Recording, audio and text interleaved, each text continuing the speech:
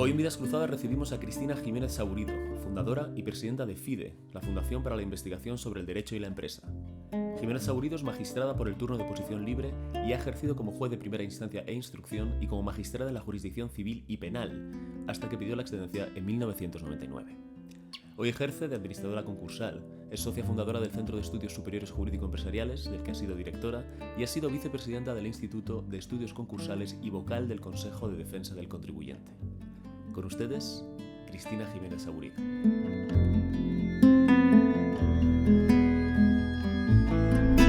Cristina Jiménez Saburido, bienvenida. Muchas gracias, encantada de estar aquí. Es un placer tenerte con nosotros. Eres una persona que ha dedicado su vida de una u otra forma y desde diferentes ángulos al derecho. Y mi primera pregunta tiene que ver con eso. ¿Cómo descubres esa vocación por el derecho? ¿Esto sucede con 18 añitos antes de empezar la carrera, 17, 18 años, o es un proceso un poco más largo?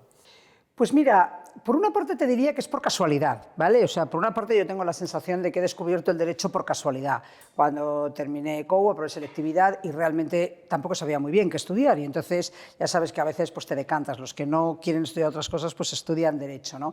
Luego, analizándolo con un poco más de detenimiento, siempre he sido una persona muy combativa. Y, por ejemplo, en el colegio al que asistía, pues inmediatamente empezaron a decir, oye, tenemos que redactar unos estatutos o un reglamento de los derechos de los alumnos y tal. Por supuesto, me llamaron a mí, yo estaba ahí siempre pendiente, ¿no? Con lo cual ya debía de tener yo algo. Siempre has sido litigante. Sí, y siempre además he creído, de verdad he defendido, no quiero decir los derechos de los alumnos, pero cuando, por ejemplo, he tenido alguna situación injusta en el colegio, tanto individualmente como personalmente, o en las comunidades en las que he vivido, pues yo siempre me he destacado por dar un paso adelante e intentar hacer algo. O sea, que yo creo que ya debía de estar algo antes, pero lo cierto es que el derecho en sí mismo, como categoría, como conocimiento, no lo descubrí hasta que empecé a estudiar la carrera, la verdad. ¿Y en la carrera hubo alguna asignatura particularmente que te despertara el interés más que otras? Bueno, no sé si fue filosofía del derecho, derecho tributario, derecho constitucional. Bueno, pues mira, o sea, yo creo, fíjate, para mí fueron muy importantes algunos profesores, ¿vale? Más que las asignaturas, ¿no? Porque a mí siempre me ha gustado todo el área de derecho mercantil, todo el área de derecho civil, o sea, esas son las áreas que siempre me han gustado más. Aprendí muchísimo derecho procesal, porque tuve un magnífico profesor de derecho procesal y además una magnífica metodología de estudio y de exámenes, ¿no? O sea, me acuerdo que te examinabas con todos los textos, o sea, tú te examinabas con todos los textos legales y decía, bueno, si es que si usted no sabe resolver un problema con todos los textos legales es que no va a ejercer la abogacía bien, ¿no? Luego tuve también un profesor magnífico de derecho penal, que fue Enrique Bacigalupo, que trabajábamos con casos prácticos, que discutíamos los casos, que los discutíamos con un diálogo abierto y realmente, fíjate que no me he dedicado luego al derecho penal, aunque he estado en contacto con él, pero realmente me despertó algo importantísimo, que era el debate, que era lo importante que es escuchar las opiniones. Luego tuve otra profesora espectacular, que fue María Emilia Casas, que verdaderamente me daba derecho laboral, otro área del derecho al que no me he dedicado nunca, pero realmente todavía sigo manteniendo amistad con ella, relación con ella, y me parece una persona absolutamente excepcional en mi vida. O sea, me transmitió una pasión por el conocimiento que realmente me influyó muchísimo. Y luego tuve un profesor de filosofía del derecho que fue muy interesante, ¿no? Él planteaba siempre, ponía al límite siempre todos los argumentos, todas las cuestiones, ¿no? Y me acuerdo que nos teníamos que examinar con un libro, ¿no? Y decía, mira, hay dos posibilidades, os leéis este libro que se llamaba Los derechos en serio, ¿no? Entonces, de un autor norteamericano muy conocido. Entonces decía, bueno, el que quiera sacar un 5, o sea, el que quiera sacar un 5, pues se examina del libro por escrito, pero el que quiera sacar más de un 5 tiene que debatirlo conmigo, ¿no? Entonces era un reto súper interesante. Entonces yo creo que fueron más los profesores, porque ya te digo que luego las materias no me he dedicado a ellas pero sí que me resultaron tremendamente estimulantes y me parecía que tenían una forma de abordar el estudio, bueno, la enseñanza, que para mí ha sido muy útil, desde luego. ¿Y qué te lleva a estudiar las oposiciones de juez o a querer convertirte en juez? Pues mira, cuando termino la carrera, empiezo a ver lo que hay en el mundo profesional Y coincido con un amigo y me dice, mira, realmente estudiar una buena oposición te va a sentar todos tus conocimientos, ¿no? Y entonces, claro, yo pensé, bien, está bien, y me pareció una buena decisión, pero claro, tengo que estudiar una carrera que si la apruebo, me guste después lo que voy a ejercer, ¿no? Que esto es una cosa que me parece que hay muchos opositores que todavía no hacen, ¿no? Yo me acuerdo que me decía mi abuela cuando era pequeña, ten mucho cuidado con lo que pides, porque lo vas a conseguir. Entonces esto yo lo tenía muy presente siempre en la selección de lo que quiero, porque si luego lo consigues, tienes que vivir con ello, con que lo has conseguido. Entonces yo decidí, me gustaba la oposición de juez y pensaba que ser juez era una buena opción. Luego, cuando eres juez, descubres algunas otras cosas que decías, uy, si yo lo hubiera sabido, no sé. O sea, claro, descubres la realidad y hay muchas cosas magníficas, pero hay muchas cosas que no te gustan tanto. Entonces decidí estudiar la oposición, decidí darme un tiempo, estar 2 años estudiándolo, porque a mí me parece que es una manera bastante sana, por decirlo de alguna manera, sana mentalmente, de enfrentarte a una oposición y decir, mira, esto tiene un tiempo de preparación, de estudio y tomártelo en serio, de verdad. O sea, este es un objetivo. Estuve 2 años preparando la oposición, a los 2 años todavía no habían convocado y estuve 3 o 4 meses más, porque claro, no tiene ningún sentido estar 2 años y después no prepararte la oposición, y a los 2 años y 3 meses aprobé la oposición. Y bueno, y desde entonces soy juez, fui juez durante unos años. Aquí hay dos grandes campos que me gustaría explorar. Uno es el de los estudios universitarios y otro es el de el acceso a las altas posiciones del Estado, digamos, ¿no? a los altos puestos de la administración. Empezando por la universidad, tú que te has dedicado mucho también a la formación, quería preguntarte ¿en qué ha cambiado la universidad o en qué no ha cambiado y debería cambiar? Es decir, yo entiendo que hace años un licenciado raso en Derecho era un atractivo en el mercado laboral. Y quería preguntarte si eso seguía siendo el caso y por qué no y qué debería hacer un estudiante de Derecho para destacar, si quiere ejercer la abogacía. Pues mira, yo creo que la Universidad Española y los grados, con las limitaciones de conocimiento que tengo acerca de la universidad, creo que no ha cambiado y debería de cambiar profundamente. En España parece que el itinerario habitual es que tú terminas tus estudios escolares, apruebas la selectividad y empiezas una carrera. Y terminas una carrera y empiezas a trabajar. Parece que el final de la carrera es llegar a la meta. Y a mí me parece que eso es el principio de la vida. Ese es el principio de la vida y el principio de la profesión, ¿no? Entonces, yo, por mis hijos incluso, que muchos de ellos han estudiado en el extranjero, creo que la vida es al revés. O sea, creo que, primero, no pasa nada si te tomas un tiempo para pensar verdaderamente a qué quieres dedicar tu vida. Porque la vida puede hacerse muy larga, ¿vale? Puede hacerse muy larga si haces una cosa o que no te gusta o para la que no estás preparado. Con lo cual, a mí me parece que me sorprende, por ejemplo, que hoy los universitarios tengan casi los mismos defectos en la orientación universitaria que tenía yo cuando empecé la carrera. De hecho, es una cosa que me sorprende porque realmente es decisivo. Los años que tú estudias en la universidad van a establecer las bases para el futuro. O sea, son unos años de una intensidad de esfuerzo, de conocimiento, perdona.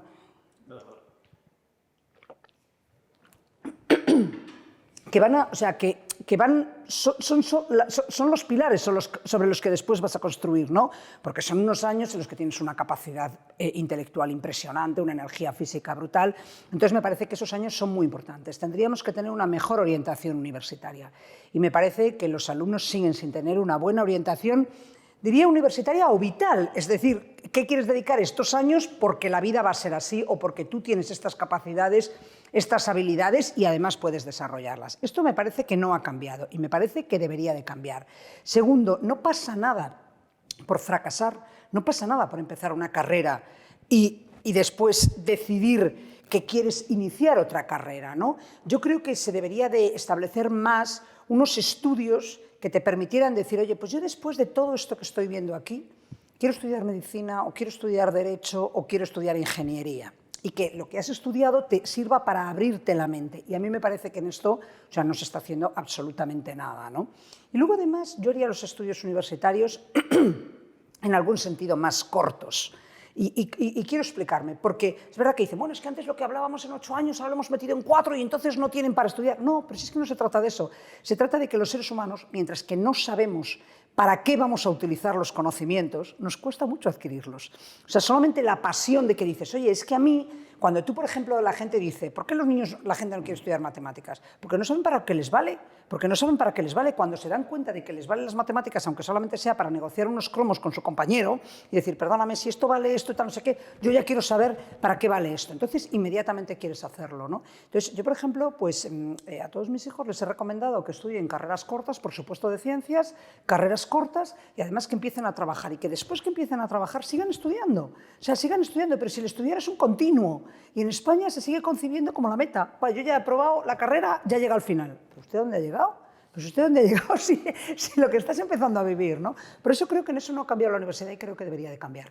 Lo que no sé si está preparada. ¿Y por qué has dicho, por supuesto, carreras de ciencias referidas a tus hijos? Bueno, yo creo que las carreras de ciencias te forman la mente. Te forman la mente. Te permiten, primero, tener un método de pensamiento, un método de análisis y una capacidad mayor para adquirir conocimientos. Y entonces esos son los pilares. Y después de esos pilares, mete lo que quieras en esa estructura. Mete lo que quieras en esa estructura. Y puedes estudiar y puedes ejercer la abogacía, puedes estudiar filosofía, puedes estudiar otras cosas. Pero las ciencias te amueblan muy bien la cabeza. Y entonces, luego, no sabes en la vida qué vas a hacer a lo largo de la vida, ¿no? Pero yo creo que, claro, siempre es mejor ir de más a menos. Si tú estudias hasta segundo de bachillerato hoy ciencias, después podrás estudiar las carreras que quieras, porque estarás pues, con toda tu energía al máximo. Si yo te digo que tú te prepares físicamente, parece que en lo intelectual no lo comprendemos igual que en lo físico. Pero si yo, por ejemplo, te digo, mira, David, vente que te voy a proponer que juegues en un equipo deportivo. Y tú me dices, hombre, ¿en qué equipo deportivo? ¿Qué deporte me vas a proponer? Entonces digo, no, tú entrénate, David, tú entrénate y que ya te diré yo en qué deporte. Pues hombre, tú te entrenas todo, porque no sabes si vas a jugar a baloncesto, al tenis o a natación. Tú entrenas todo tu cuerpo, toda tu musculatura, toda tu capacidad y después decides, oye, pues mira, como tengo una capacidad brutal, pues voy a jugar a baloncesto, me voy a aplicar a baloncesto, me voy a aplicar al tenis, a lo que mejor sea. Pues esto en lo intelectual es exactamente igual. Por eso digo que, por supuesto, ciencias. Y yo me siento orgullosa de que mis hijos me hayan hecho caso. Sinceramente te lo digo, porque después les podía haber ido mal, ¿eh? O sea, les podía haber ido mal y no quiero decir con esto nada. Pero yo estoy muy orgullosa de que hayan estudiado todos, por lo menos ciencias, seguro hasta segundo de bachillerato. Luego también todos en sus carreras, pero que aún así, si hubieran decidido otra cosa, estoy segura de que les hubiera ido mejor. ¿Crees también que el acceso a la judicatura o a otras oposiciones, a la abogacía del Estado, técnico comercial, diplomacia, todas las grandes oposiciones de nuestra administración, también esas pruebas de acceso necesitan ser revisadas? ¿O eres partidaria del modelo actual por meritocrático y por tantas otras, por ser ciego, por tantas otras virtudes que siempre se suelen destacar? Pues mira, si vamos a los datos, es evidente. O sea, aunque no me gusta utilizar la palabra evidente, pero yo creo que el sistema es susceptible de mejora. ¿Por qué? Porque no estamos captando a los mejores. Y si no estamos captando a los mejores para la administración pública y además incluso para los que acceden o para los que están preparando esas oposiciones, están asumiendo un coste, es el sistema de preparación más caro que hay en el mercado. Porque si tú piensas que estás estudiando una carrera, después estás entre 2 y 8 años... Entre 2 y 8 años, primero el coste de oportunidad de no trabajar, ¿vale? Y luego además pues pagando un preparador, viviendo en casa de tus padres o en una residencia universitaria, etcétera, estás invirtiendo y tu familia está invirtiendo muchísimo dinero, ¿vale? Entonces es mucho dinero y muy caro. ¿Y cómo es posible que el sistema más caro de acceso a un puesto de trabajo, en general, no nos traiga a los mejores? Porque luego además... Pues en la administración no se trata bien a los profesionales, no se les estimula, no se les valora, no existe el palo y la zanahoria de decir, oye, pues usted tiene una carrera profesional. Entonces, claro que tenemos que cambiar el sistema de oposiciones. Yo no tengo claro cuál deba de ser el sistema mejor, ¿no? Pero desde luego, cuando tú sabes que una cosa no funciona, lo primero que tienes que hacer es ponerte a analizar por qué no funciona, ¿no? Yo creo que hay una parte muy importante y muy buena de la oposición y es que te hace estudiar mucho, o sea, te amuebla muy bien la cabeza, o sea, cuando tú adquieres conocimientos profundos y extensos sobre las materias jurídicas, podría decir, pero también hay otras, económicas o culturales o históricas, como los que presentan pues, al cuerpo diplomático o fiscales, como presenta el inspector de Hacienda. Ese cuerpo de conocimiento es muy importante. Pero yo creo que son muchos años para emplearlo solo en adquisición de conocimientos. O sea, tendríamos que ser capaces de prepararles mejor para la vida profesional que se van a encontrar. Te pongo un ejemplo. Yo cuando apruebo judicatura, pero hoy sigue siendo exactamente igual, sigue siendo exactamente igual, o los letrados de la Administración de Justicia. Tú te tienes que examinar de 200, de 300 o de 400 temas jurídicos. Y sin embargo, cuando apruebas la oposición, te ponen al frente de una oficina judicial, con 10 funcionarios que tienes que manejar, con un conjunto de relaciones personales que tienes que tener con los abogados, con los otros compañeros, con el Consejo General del Poder Judicial. Bueno, está muy bien que yo sepa derecho civil, o está muy bien que yo me sepa la ley de enjuiciamiento civil y si son el plazo de 5 días o 15 días, pero yo tengo que interactuar contigo, tengo que dirigir un equipo de personas, tengo que saber relacionarme con los abogados. Entonces, claro, todas esas carencias, por decirlo de alguna manera, que no, primero, que se acentúan durante la oposición, o sea, porque no es que esas personas vengan con carencias, es que si tú estás durante 5 años encerrado en tu casa frente a un libro, pues hombre... Tu don de gentes se ve afectado, ¿no? Claro, porque ten en cuenta, yo, mira, lo decía siempre cuando preparaba la oposición, o sea, primero, tú estás en el colegio, estudias tu carrera, la gente te hace exámenes y te dice que si los exámenes están bien o están mal, ¿vale? Y entonces que si lo has hecho bien, lo has hecho mal, te aprueban y te suspenden. Luego estás durante unos años encerrado estudiando unos temarios, que contrastas solamente con tu preparador si verdaderamente los estás cantando, como se decía, bien o no, o declamando, como dicen otras personas. Luego llegas al examen y te dicen si lo has hecho bien o mal, pero de repente tú sales a la vida real y ya nadie te dice si lo haces bien o haces mal. Tú viene un caso a ti, tú lo resuelves, tú dices que esto se haga así, y si no se hace así, puedes mandar a la Guardia Civil para que se haga. Entonces, claro, adquieres un poder, es que es brutal, porque claro, si yo resuelvo un caso de familia en la universidad, el profesor me dice si está bien o está mal. Si lo resuelvo en la oposición, pues me dicen si lo he resuelto bien o lo he resuelto mal. Pero si yo lo resuelvo en el juzgado, lo que digo es que tú ya no ves a tus hijos el próximo martes, o que tú tienes que salir de tu casa porque la casa la va a tener pues, tu mujer o por lo que sea, o que tú vas a verles los martes y los miércoles. Entonces, claro, y que si no lo haces, además tienes sanciones. Es brutal el impacto.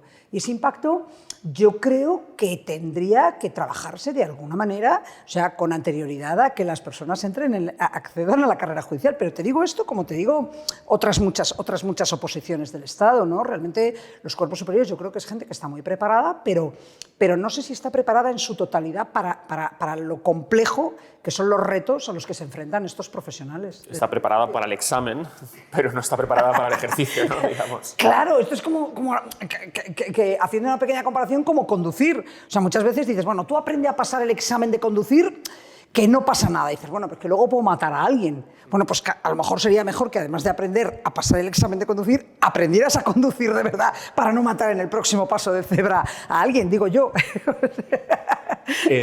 Hoy, si no me equivoco, la ratio de mujeres en la judicatura es superior a la de hombres. ¿Cómo era esa ratio cuando tú aprobaste? Bueno, claro, vamos a ver, cuando yo aprobé la judicatura había aproximadamente ya antes que yo unas 4.500 personas, ¿vale? O sea, que quiero decir que tú sabes que cuando apruebas la oposición pues entras en el escalafón y yo soy, no es el caso, pero tú eres el primero de un grupo de opositores, pero ya empiezas a ser el 4.523 del escalafón, ¿no? Entonces, claro, cuando yo aprobé la oposición, en el año 89, pues más o menos éramos una ratio del 50-50 en mi grupo de opositores. Pero claro, mirando hacia arriba, la ratio de mujeres era muy pequeña, porque habíamos empezado a ser como 50-50, pues bueno, no creo que ni tan siquiera la promoción anterior, ¿vale? O sea, ya la anterior y la anterior, con seguridad que no, ¿no? Entonces es verdad que hoy sí, pero es como consecuencia de que ya han transcurrido,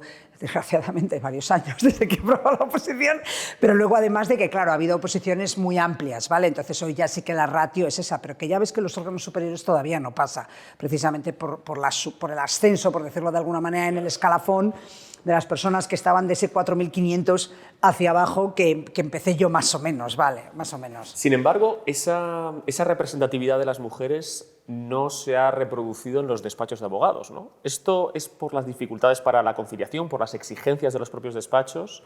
lo cual hace también que las oposiciones sean un camino atractivo para mucha gente, ¿no? Sí, vamos a ver, yo creo que esta es la razón fundamental, ¿no? Ejercer como abogado es una profesión maravillosa y hay a mucha gente que le gusta mucho, pero es compleja. Es compleja porque es muy exigente, sobre todo en los grandes despachos. Sobre todo en los grandes despachos que quien marca la línea pues son los clientes, efectivamente, son trabajos bien remunerados, bien reconocidos y claro, donde estás bien reconocido y bien remunerado, pues es muy exigente, ¿no? Y yo creo que hay una etapa de la vida en general de los hombres y de las mujeres, pero especialmente de las mujeres, en la que tienes muchos frentes, es decir, porque por mucho que haya conciliación familiar por los hombres, por mucho que haya equiparación en el desempeño de las funciones familiares, la que está embarazada es la mujer, la que está son 9 meses que... Oye, hay personas que pasan el embarazo sin pena ni gloria, vamos, quiero decir no sin pena ni gloria, con más gloria que pena, pero hay gente que las pasa con mucha pena y hay gente pues, que tiene muchas dificultades y que esos primeros años pues, que son muy complicados, ¿no? Entonces yo creo que compatibilizar ese periodo con un trabajo en un despacho de abogados muy exigente, sin horarios, con mucha dificultad, pues yo creo que es algo que hay que empezar a mirar. Y luego también que los despachos de abogados, claro, tradicionalmente, o sea, ahora estamos extendiendo la vida útil, ¿no? Pero realmente parece que la vida útil de los profesionales parece reducirse a entre los 25 y los 55. Entonces, claro, entre los 25 y los 55, ese periodo de maternidad o ese periodo en el que realmente no tienes fuerza física para todo, ¿vale? Porque no todas somos superwoman. Entonces, claro, en ese periodo, claro, entre los 25 y los 55, pues a lo mejor 10 años entre que tienes hijos, los crías y tal, y compatibilizarlo con el trabajo, 10 años representa un periodo muy importante. Pero si tú extiendes, que además es lo que pedimos en esta sociedad, que no concibamos que los trabajadores estamos entre los 25 y los 55, oye, que tenemos una vida útil muchísimo más allá, pues claro, esos 10 años representan muy poco tiempo, ¿no? Y entonces eso yo creo que todavía no ha calado en la sociedad, que 10 años es muy poco en la vida de un profesional. Hace unos días leíamos que había habido una inspección de trabajo en las Big Four para controlar pues, bueno, un mal que también sucede, entiendo, en los despachos de abogados, ¿no? Este exceso de horas tolerado por las personas que ahí trabajan, porque como tú dices, están bien consideradas socialmente, están bien remuneradas, tienen una proyección espectacular. Pero ¿cómo valoras de cierto modo, esa intromisión positiva? Es decir, que se cumpla con la legislación laboral en esas empresas. ¿Y cómo crees que la gran empresa, incluyendo los grandes, debe conciliar no solamente la vida familiar y la vida profesional, sino también incluso la propia legislación, que parece que viven de espaldas a estas regulaciones, ¿no? Pues mira, yo no estoy segura, ¿vale? No, o sea, soy una persona que a veces que cambio de criterio, porque es verdad que escuchas unas opiniones y otras, ¿no? Pero algo te dice si hay tantas personas que quieren trabajar en esas empresas, en esos grandes despachos y en esas Big Four, en ese tipo de entidades, es que malo no será, ¿vale? O sea, si existe tanta competencia por entrar, malo no será. Y entonces yo creo que, por supuesto, la legislación laboral hay que cumplirla, pero no sé si ese debe ser el objetivo fundamental de protección. Creo que el Estado tiene muchos ámbitos de actuación y muchos ámbitos de garantía de los derechos, pero no sé si exactamente, o sea, si ya hubieran cubierto todos los campos de protección, ¿entiendes? Si dijeras, oye, en todos los ámbitos verdaderamente los trabajadores velamos por ellos, estamos con sus intereses, pues bueno, ahora también vamos a preocuparnos por estos, ¿entiendes? Pero no creo que precisamente los trabajadores de las empresas y de los despachos más favorecidos o con mayor demanda de trabajadores para entrar ahí sean los que necesiten protección. Entonces, yo creo que ahí tendríamos que reflexionar sobre si el objetivo es proteger a los trabajadores o hay otros objetivos que también son legítimos, que también son lícitos. Oye, pues recaudar más, pues que tributen por horas extraordinarias, que yo en eso no me meto. Pero seamos honestos. Y yo, sinceramente, pues no veo muy a disgusto. O sea, a cualquiera que me dice, de los que acaban de terminar el máster de acceso a la abogacía, o a cualquiera que tú hablas con eso y dices, he entrado en este despacho, en este otro, pues yo no le digo, joder, lo siento muchísimo, de verdad, te doy el pésame. Ojalá el Estado venga a rescatarte. Sí, pobrecito. No, estoy de acuerdo en que es difícil aceptar que esta es la asignatura pendiente que tiene la Inspección de Trabajo, ¿no? Ahora bien, por otra parte, volviendo a lo que decíamos antes, desde el punto de vista de la mujer, son este exceso de horas lo que dificulta, ¿no? esa conciliación. Lo que pasa es que, claro, es simplemente a lo mejor un sacrificio que se tiene que hacer. Te digo lo mismo. O sea, yo creo que los seres humanos nos tienen que proteger y a los ciudadanos el Estado tiene que proteger unos entornos, ¿vale? Pero te vuelvo a decir lo mismo. Las abogadas de los grandes despachos que tienen puestos estupendos no necesitan a la Inspección de Trabajo, o sea... Y no la quieren, seguramente, ¿no? Es que a mí esto de que el Estado me proteja, o sea, a mí esto de que el Estado me proteja porque soy débil, ¿entiendes? Es que es una perspectiva... No, nosotras no somos débiles, o sea, nosotras somos fuertes y somos capaces. Y lo que queremos, tanto como mujeres como ciudadanos en general, o sea, que esto no lo aplico solamente a las mujeres, es que se generen unas estructuras en la sociedad, una sociedad abierta, en la que podamos efectivamente aspirar a todos los puestos. Pero esto no significa que todos los ciudadanos, y en este sentido incluyo a las mujeres, tengan derecho a ser socio o socia directora de un despacho de abogados. O sea, esto no significa esto, significa que hay diferentes entornos, diferentes posibilidades. Oye, las mujeres que estudian Derecho pueden ejercer su profesión en muchísimos sitios, Realmente tenemos que transformar toda la sociedad y tenemos que destruir unas estructuras que funcionan.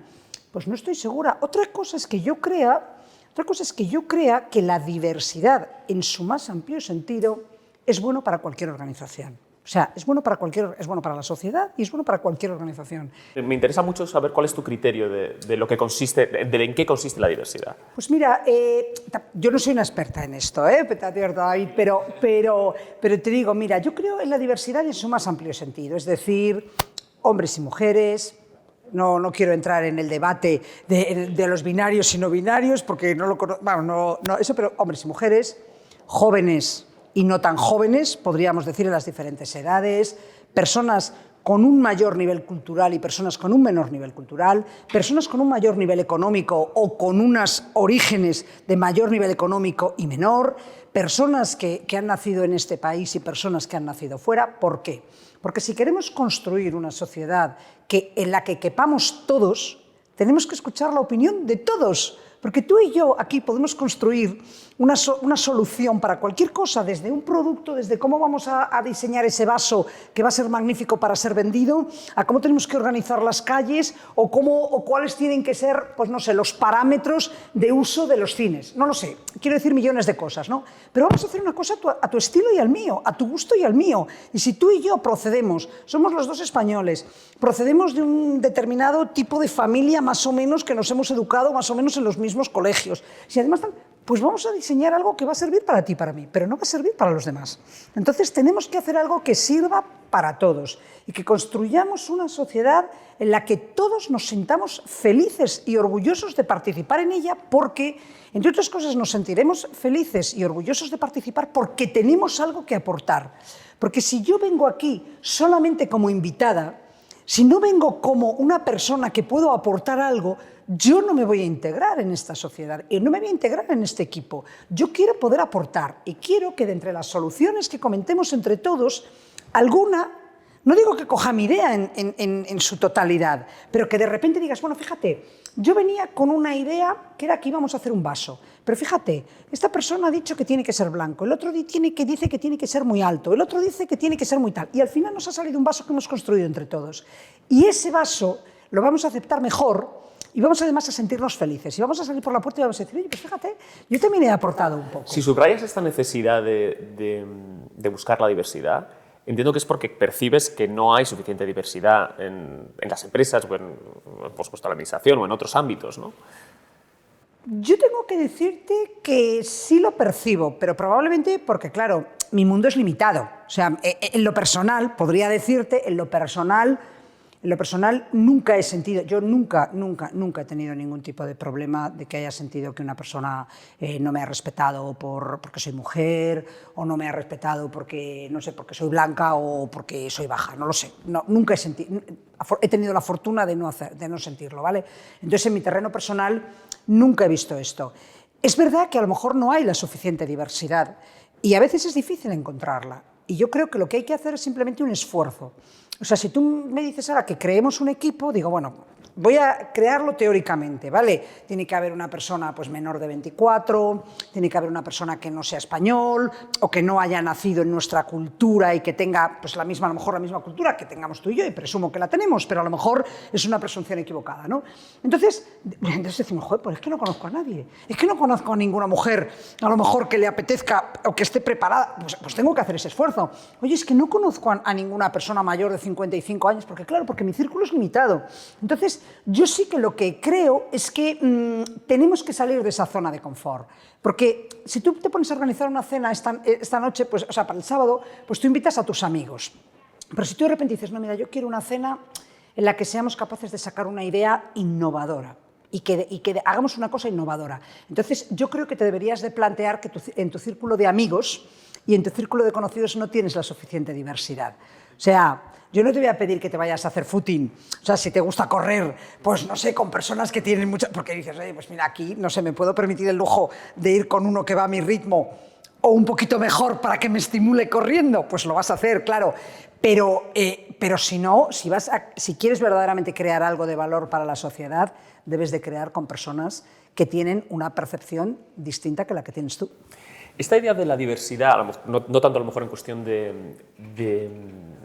digamos, racial o incluso de género, pero sí de conocimientos, ha sido algo a lo que tú has prestado mucha atención a lo largo de tu carrera. Es decir, que los abogados, los científicos, los humanistas y todos trabajen juntos, ¿no? Es decir, que la diversidad intelectual, a la que a lo mejor no hacemos tanto caso como deberíamos, porque se habla de una diversidad más, si acaso, identitaria, ¿no? Normalmente que intelectual, y eso es algo a lo que tú has prestado mucha atención. Y eso me permite conectar con otro tema que te define muy bien, que son las organizaciones que como sociedad civil has constituido o en las que te has integrado, ¿no? En contraposición a lo que hablábamos de la intervención del Estado, ¿no? Si crees en la fuerza de la sociedad civil y llega el momento de preguntarte por FIDE, que quería que nos contaras qué es FIDE y con qué propósito se crea. ¿Y qué propósitos tiene ahora que lo presides, vamos? Pues mira, FIDE, bueno, yo lo presido y soy su fundadora. Sí. Soy la presidenta fundadora, la patrona fundadora. Mira, vamos a ver, FIDE nace de una inquietud de muchos profesionales que he conocido a lo largo de mi vida, ¿no? Y de proyectos que ya empecé cuando era magistrada en primera instancia en Madrid, ¿no? O sea, yo desde el inicio, podría decirte, fui muy consciente de mis carencias en muchas cosas, muy consciente de mis carencias en los conocimientos de cómo funcionaban las empresas, muy consciente de mis carencias de cómo funcionaban los despachos de abogados, cómo llegaban los ciudadanos a determinados problemas. Y, bueno, pues cuando conversas de estas cuestiones con otras personas te das cuenta de que a todos nos pasa un poco lo mismo. Es decir, si yo estoy trabajando como magistrada en Madrid, no tengo por qué saber cómo funcionan los consejos de administración de las compañías, yo no tengo por qué saber cómo funciona un banco, porque no ha formado parte de mi formación y además no forma parte de mi experiencia diaria, ¿no? Entonces digo, bueno, pues qué mejor forma de conocerlo que juntarnos y que tú me cuentes por qué un banco toma estas decisiones o por qué una entidad una entidad de fábrica de coches toma estas decisiones o por qué un sindicato toma estas decisiones, porque yo también formo parte de ese círculo en el que efectivamente estamos influyendo en cómo son las normas, en cómo se dictan las sentencias, etc. Entonces, bueno, esto me llevó desde que era juez a crear grupos en los que nos hablábamos e intercambiábamos opiniones y para mí fue absolutamente enriquecedor. Entonces creé una escuela de formación jurídica que después me compró una gran escuela de negocios y después creé otra cosa que se llamaba el Observatorio Justicia y Empresa, con un profesional que yo quería muchísimo y que desgraciadamente pues, falleció hace unos años, que se llamaba Santos Pastor, que hacía análisis económico del derecho. Y entonces realmente encontramos una pasión conjunta que era ver el efecto que tienen en la sociedad las normas y las resoluciones judiciales. Y que ese impacto sea por lo menos, bueno, que pueda ser medido, pero además que sea conocido por los legisladores y que sea conocido por los jueces. Y entonces esto nos llevó a crear la Fundación FIDE. Entonces en la Fundación FIDE, cuando yo empecé a hablar con muchos amigos, yo ya tenía un círculo de relaciones en el ámbito pues, de los despachos de abogados, de las instituciones, pues, de los reguladores, de los magistrados, etc. Cuando empecé a hablar de este proyecto, pues decía, no, mira, quiero quiero crear un observatorio, un lugar de reunión pues, entre los profesionales que trabajamos en la Administración de Justicia y las empresas y los despachos de abogados para ver bueno, en qué podríamos mejorar todos, ¿no? Entonces me empecé a encontrar sinceramente con que era una idea a la que le había llegado su tiempo. Porque me empecé a decir, bueno, pues claro, si vieras en el ámbito de la regulación energética, por ejemplo, la distancia que existe entre quienes legislan en el ámbito energético, quienes aplican después la regulación energética y las empresas que lo padecen, que lo cumplen o que lo sufren, pues hay mucho terreno por qué hacer ahí. Pues oye, pues vamos a crear también un grupo en esta materia. Y así fue surgiendo en muchas áreas, en telecomunicaciones, en temas de competencia, en temas fiscales, en temas laborales. Y entonces se fueron creando casi, porque FIDE lo que fue y lo que es sigue siendo, pero es un catalizador de todo ese talento y de toda esa energía que sinceramente me siento orgullosísima porque en España he encontrado una cantidad de profesionales con una generosidad en su tiempo y en sus conocimientos para volcarlos en la sociedad impresionante. Yo te diría que si me dices una característica de FIDE y de los profesionales que colaboran con FIDE es la generosidad. Es decir, tú le dices, oye David, ¿tú qué sabes de este tema? Y dices, oye, pues es fenomenal, vamos a crear un grupo de trabajo porque entonces vamos a poner tal y vamos a ver si podemos hacer una propuesta de regulación mejor. Vamos a ver dónde están las fricciones y dónde está todo ese roce que se produce para que la economía funcione mejor, para que los sectores funcionen mejor. Entonces esto es FIDE Hoy. FIDE Hoy es un lugar de encuentro entre profesionales que trabajamos en la administración pública, en los despachos, en las empresas y que ponemos cada día nuestro esfuerzo por hacer encuentros en los que debatimos si la regulación es buena o no. Analizamos los problemas que estamos teniendo y nos formamos a la vez también, porque claro, si tú me dices todos los errores que has cometido y yo te digo todos los errores que he cometido, saldremos muchísimo más enriquecidos los dos y mucho más formados, ¿no? Y luego también, claro, el derecho es una parte de lo que utilizamos para resolver los conflictos, pero tenemos que saber, si tú quieres saber y decidir normas, un poco lo que decíamos antes, pues tienes que saber de tecnología, ¿dónde estamos hoy? ¿Dónde está la tecnología hoy? ¿Cómo viven los ciudadanos? No solamente lo que están fabricando las empresas o lo que están eso, sino cómo viven los ciudadanos hoy, cómo les llega esa información. Tienes que saber lo que están haciendo los avances científicos más importantes. Tienes también que saber filosofía, porque la filosofía forma parte de la formación y es esencial porque nos enseña a pensar, nos enseña a reflexionar, nos ayuda en todo ese proceso. Tienes que saber historia, porque aunque sea solo para no estar condenado a repetirla, ¿no? Y tienes que conocer de dónde venimos. Y entonces te das cuenta de que bueno, el ámbito de conocimiento es tan vasto que es imposible, aunque estuvieras estudiando y aunque estuvieras participando todos los días, ¿no? Pero claro, tú has estudiado pues, unos estudios en el colegio, has estudiado una carrera y has ejercido en un entorno. Tú no tienes por qué saber cuáles son los avances científicos de hoy. Es difícil hacerlo. Entonces, claro, en FIDE tenemos la oportunidad de a lo mejor traer a un científico de primer orden, no sé, de investigación sobre el ADN y que te explique lo que es la investigación del ADN. Y dices, oye, primero, lo comprendo, no, por supuesto con la profundidad de si hubieras estado estudiando una carrera como la ha hecho él, pero sobre todo, ¿qué impacto tiene? Y, por ejemplo, pues decimos, oye, ¿qué regulación, esta investigación del ADN nos obliga hoy a hacer una reflexión desde la perspectiva jurídica o no? ¿Nos obliga a hacer un cambio de leyes, a interpretar las normas de otra manera o no? Por ejemplo, en el ámbito de la gestación subrogada, que puede haber, además, sinceramente en FIDE siempre queremos hablar con personas que son primeras fuentes y con criterio, ¿vale? Aunque tengamos opiniones distintas. Pero, por ejemplo, el tema de la gestación subrogada. Pues el tema de la gestación subrogada nos plantea una serie de retos impresionantes. Primero tienes que conocer qué es la gestación subrogada, pero tú tienes que conocer hoy cómo se están haciendo los procesos de fecundación in vitro, porque la gente no lo sabe.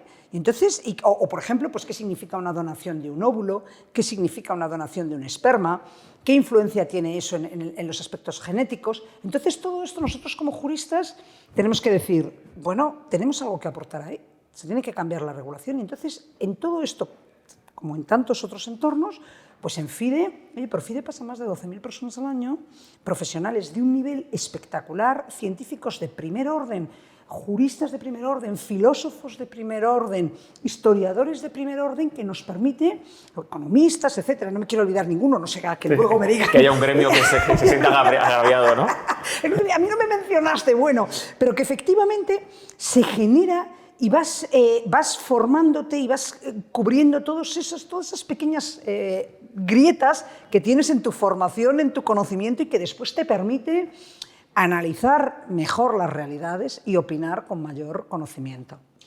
Y claro, estamos hablando de una economía colectiva del conocimiento, ¿no? De colectivizar lo que se sabe y cada uno ponga lo que tiene. ¿Y te ha sorprendido, viniendo de grandes profesionales que tendrán todo el reconocimiento, que vivirán, digamos, ¿no? con esa tranquilidad de ser líderes en su campo? ¿Te ha sorprendido el altruismo que ha mostrado tanta gente por lo que dices, ¿no? Que sobre todo ahí es algo altruista que uno va a ofrecer y también a recibir, ¿no? Mira, no sé qué contestarte, no sé qué contestarte. En algunos casos sí, porque no era tan evidente. No era tan evidente que profesionales, no quiero decir que lo tienen todo, ¿no? Pero que son de los afortunados de la vida, ¿vale? Son de los del 4% que viven mejor en el mundo, ¿no? Pues que tuvieran tantas ganas de dar. Y no todos, o sea, no todos son igual de altruistas, o sea, no nos engañemos. Hay muchos, pero no todos son igual de altruistas. Entonces, no me ha sorprendido, pero lo que sí me ha sorprendido, primero, es la entrega con la que lo han hecho, que verdaderamente, yo mi experiencia es que me aproximo a ti, David, y digo, oye, pues mira, me encantaría, no sé, que colaboraras en esto y tal. Y de repente dices, bueno, sí, en eso, Cristina, pero también en esto otro, fíjate, y conozco a tal persona, a tal otra. Entonces, realmente se ha extendido como una mancha de aceite y eso es más que a lo mejor lo que yo te he pedido 1 y tú me has dado 100, ¿no? Y verdaderamente, bueno, no sé si has leído los últimos libros de José Antonio Marina, ¿no? Pero dices que, claro, felicidad son esos momentos en los que estás dando a otro, ¿no? Y entonces estos sí que han encontrado, yo creo que también ellos han encontrado en FIDE un lugar en el que cada acto que ellos hagan sea eficaz. O sea, sirva para algo, ¿no? Hay gente que define FIDE como un lugar en el que pasan cosas, en el que tú pones una cosa y se multiplica. Entonces, sí me ha sorprendido en ese sentido, ¿no? Pero te diría que hay mucha generosidad. Pero luego también, fíjate, hay otra cosa en la que hemos trabajado en estos años y yo sí que te diría que he notado un cambio, y es que cuando yo te decía antes que la gente llega a la carrera o aprueba la oposición y parece que es la meta y que luego no se forma, en España los profesionales no se forman. En España o sea, tú puedes ejercer la abogacía como puedes ejercer la medicina sin acreditar unos estudios a lo largo de tu vida, ¿no? Entonces, lo que sí que he visto, lo que sí que he notado es un cambio en el sentido de decir, bueno, si yo me siento contigo, David, aunque tú sepas menos que yo, aunque yo sea, pues yo soy experta en derecho procesal y tú a lo mejor no eres tanto, eres más joven o tal, me siento contigo y salgo y he aprendido, aunque solamente sea por las preguntas que me has formulado, porque me has ayudado a reflexionar, ¿no? Entonces, en ese sentido, yo sí que he notado un cambio muy importante. Por eso, por ejemplo, yo una de las cosas que me siento súper orgullosa en FIDE es que realmente nuestros encuentros son de profesionales del máximo nivel. O sea, y no como ponentes, O sea, lo más importante es quién conforma esa treintena o esa cuarentena de personas que estamos aquí sentadas con ánimo de escucharte la primera intervención, pero después de participar en el debate y de enriquecerlo. Y yo eso sí que es muy significativo en FIDE, muy significativo. Me interesa mucho este ángulo del altruismo, de la generosidad, incluso de la cura de humildad que tiene para profesionales que son líderes en lo suyo, el sentarse y reconocerse como legos en tantas otras materias, ¿no? Porque la empresa tiene sobre todo la gran empresa, el gran ejecutivo, tiene cierta mala prensa, ¿no? Y hay mucha tendencia a la caricaturización de esas personas. A mí todo lo que rompe caricaturas me gusta escucharlo. Y porque se ve realmente también que en todas partes, y más estas personas que tienen tanto conocimiento, están dispuestas a ponerlo al servicio de la sociedad civil. Y quería preguntarte de una manera más amplia, ¿qué responsabilidad crees que va adherida a ser una de esas personas que están en el 4%, o desde el punto de vista individual, pero también desde el punto de vista de la empresa, ¿no? Es decir, somos una empresa líder en el sector, que tenemos una capacidad de influencia grande. ¿Tú crees que hay una responsabilidad social intrínseca? Totalmente, absolutamente. O sea, creo que nobleza obliga. Es decir, creo que cuanto más preparado estás, cuanto más has conseguido en la vida, y no es que quiero utilizar la palabra suerte, porque realmente parte viene genético, parte del entorno en el que has vivido, claro, no podemos engañarnos. Yo digo, hombre, yo he nacido en la segunda mitad del siglo XX en España, que es un país que está en Europa, pues me hubiera gustado saber qué hubiera sido si hubiera nacido en un país desfavorecido en África o en la primera mitad del siglo XX en Europa, en la propia Europa. O sea, que te quiero decir qué tal, ¿no? Pero yo creo que sí. Las personas que hemos tenido la suerte de llegar a un sitio, en el que podemos hacer cosas, tenemos una obligación. Tenemos una obligación de hacérselo más fácil a los que vienen, sobre todo a las personas más desfavorecidas, ¿vale? Tenemos la obligación, porque hemos tenido la suerte, estamos en una sociedad abierta ahora mismo y que podría ser más abierta, ¿no? Yo no lo sé, pero tenemos una sociedad en la que efectivamente existe un ascensor vertical, ¿no? Entonces yo creo que tenemos obligación de favorecer, de crear un ecosistema en el que quien quiera llegue, que quien quiera suba. Y sinceramente, ya ahora mismo hacía poco, ¿no?, que se publicaba un artículo, ¿no?, de que, bueno, que una vez que has alcanzado un nivel económico, pues el nivel de felicidad no incrementa, ¿no? Eso me encantaría que se lo leyeran muchos, porque es que no hace falta ganar más dinero, hace falta, para ser más feliz, hace falta devolver más a la sociedad, hace falta encontrar ese lugar en el que tú puedes hacerlo. Y lo puedes hacer en ocasiones como individuo, y lo puedes hacer como empresa. Dependerá, a lo mejor pues no tiene sentido, no sé, que un director de un banco, o sea, un presidente de un banco, pues no sé, a lo mejor se vaya a un banco de alimentos a entregar botellas de leche, que tampoco me parece mal que lo haga, ¿eh? O sea, te quiero decir, porque además seguro que ese rato se lo pasa mejor que en el Consejo de Administración durante un rato. O sea, no quiero decir esto, ¿no? Pero que cada uno en nuestro lugar, cada uno buscando cómo podemos hacer que la sociedad sea mejor. Porque el estar en la cocina de tu casa quejándote, pues aparte de que le estás amargando la vida al personal, a tu familia, que no tiene por qué aguantarte, además de eso es que no vale para nada. Entonces ponte en marcha y mira dónde puedes aportar tú. A mí, claro que lo creo, como empresas y como individuos. Cristina, muchísimas gracias. Llegamos al final con la pregunta habitual, que es preguntarte a quién te gustaría que invitáramos aquí a este sofá. Pues mira, te tendría que decir que, como he visto los podcasts antes, y he pensado en muchas personas de FIDE, ¿eh? Y en FIDE hay un elenco de personas excepcionales, y me ha costado. Pero he pensado que sería interesante que invitarais a Manuel de Santes, real.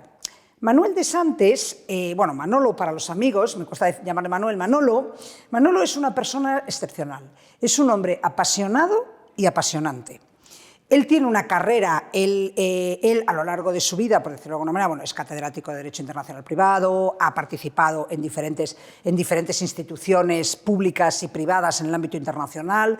Yo diría que es uno de los juristas internacionales español más importante en el mundo, entra en la Cámara de Comercio China, etc. Pero esa es un área muy importante, ¿eh? Y no quiero devaluarla, es un experto en propiedad intelectual y industrial, y no quiero devaluarle en ese aspecto. Pero yo de Manolo ahora destacaría la función que está haciendo desde la sociedad civil. Él es un bibliófilo que él dijo que llegó a estar enfermo, pero ya se ha curado de la enfermedad de la bibliofilia, y entonces ha creado en Alicante una biblioteca que se llama la Biblioteca de los Libros Felices. Es la única biblioteca en el mundo de libros mayores, como dice él, que no antiguos, que se pueden tocar y acariciar, que genera un amor por el conocimiento y por los libros fabuloso, y que está siendo, bueno, que es una iniciativa pionera en España. Él colabora y crearon un máster de guitarra clásica desde hace 10 años, y existen profesionales por todo el mundo que tocan la guitarra clásica y que se reúnen de vez en cuando en Alicante, y que verdaderamente, bueno, pues es un expertise, es una experiencia maravillosa. Él colabora con el Auditorio de Alicante, es decir, es un hombre absolutamente del Renacimiento, porque tiene un nivel cultural en todos los sentidos brutal, pero además siempre favorece actividades de las que todos los que no sabemos de esas actividades nos beneficiamos. Entonces, como sociedad, o sea, como extiende a la sociedad civil y crea estructuras y espacios para que verdaderamente todo eso llegue a la sociedad. Ha creado, por ejemplo, pues ha participado en un proyecto muy interesante cuando empezó la guerra de Ucrania, solo desde la sociedad civil, sin dinero público, todo buscando siempre potenciar. Está trayendo muchos talentos que han estado fuera de España mucho tiempo en el ámbito de la música, en otros ámbitos profesionales importantísimos. Entonces, a mí me parece que está haciendo una labor que ojalá tuviéramos, pues no sé, con 50 Manolos de Santes repartidos por España, pues bueno, no sé si estaríamos en un terremoto. Puede ser. Pero bueno, sería un terremoto virtuoso lleno de música. De música, de literatura, de cultura, de conocimiento, o sea, que te quiere decir que sería un terremoto virtuoso. Así que yo te sugiero que si os apetece que le invitéis. Fenomenal, pues tomamos nota. Muchísimas gracias. Muchísimas gracias a vosotros. Ha sido un placer.